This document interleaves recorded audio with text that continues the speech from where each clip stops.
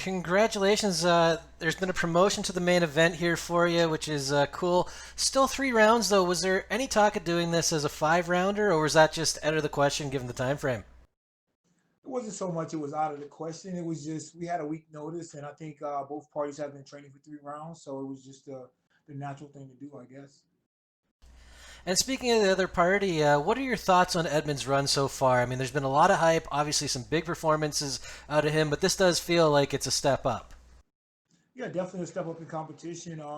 He did what he needs to do. If you want to be considered as a prospect, you come in and you win your first couple fights, and now here's a step up in his test.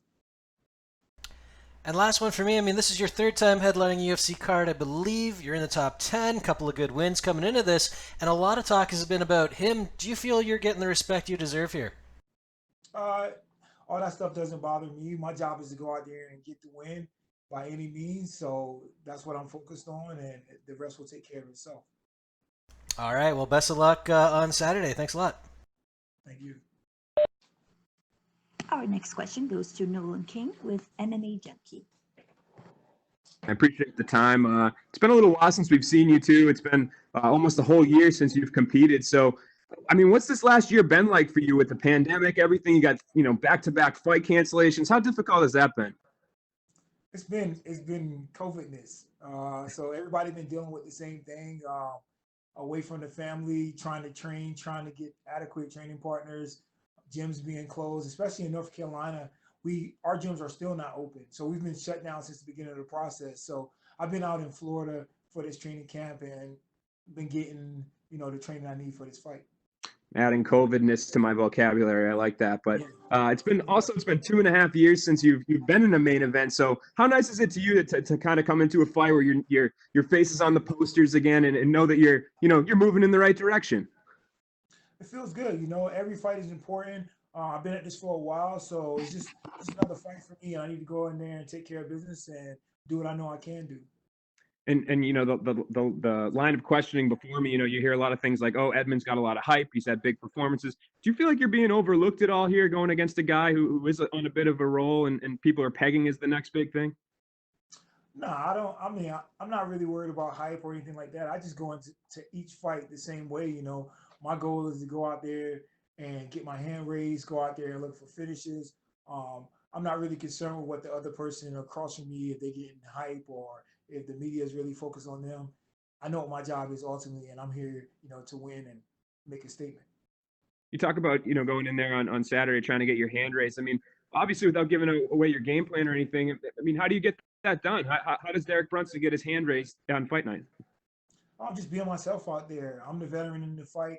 I've had a lot of fights in the UFC now, a lot of fights in Zuffa. So just being myself out there. I've had fights where I made mistakes. I had fights where I got finishes. So now it's just about putting it together and you know doing what I do.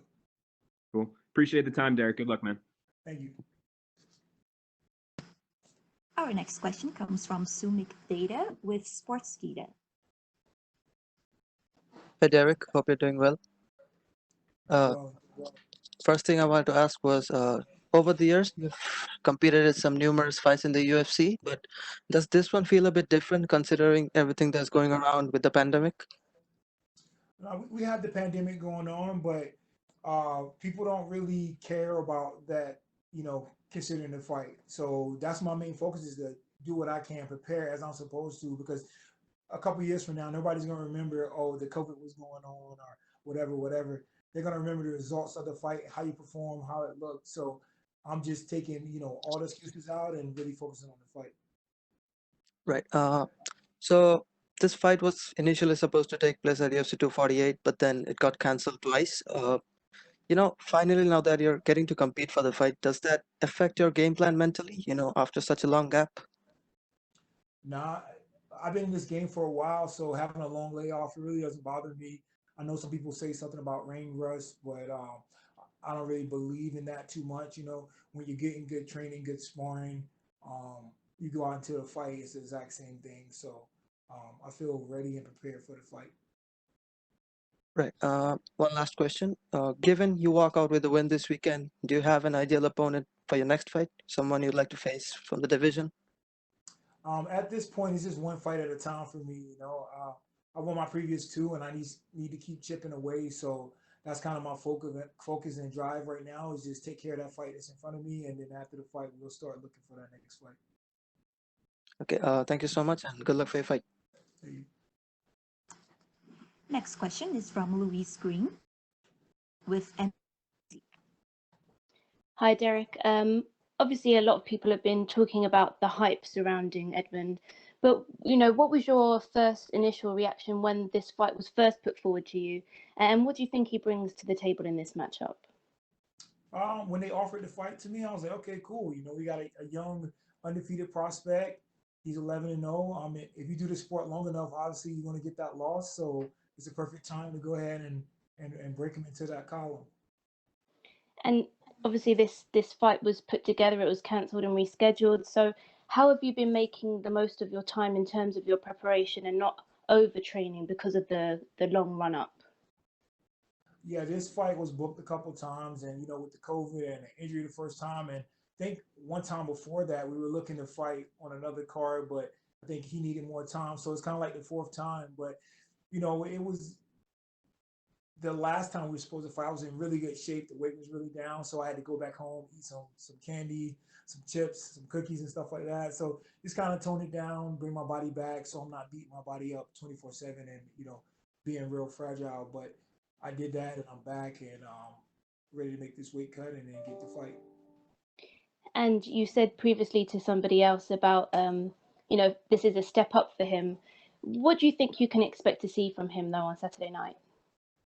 I expect to see his normal self. He's a guy that goes out there and look to finish fights. I remember we have about the same similar record when I first started the game. I was 9-0, all first round finishes. So I went out there just to get guys out of there. So he kind of does the same thing. So I know exactly what he's thinking and how he feels. Definitely. And obviously, you've been in there with Israel Adesanya, the champ. He has obviously a title fight coming up against Paulo Costa. From your point of view, how do you see that fight going down? I'm not sure. It's an interesting matchup. Israel likes to stay long. Costa likes to stay in your face with heavy pressure. Whoever can impose their will, I believe they'll walk out with their hand raised. But it's definitely a good fight. All right. And I presume that's obviously a fight, with Israel. If he is successful and he does hold on to the title, I presume that's a fight you're obviously wanting to get back. Oh, absolutely. I like to just keep climbing up, and ultimately the goal is to get that title shot. I've been in this game for a while. I've got a lot of quality wins, but I have yet to get a title shot. So that's still the goal at hand.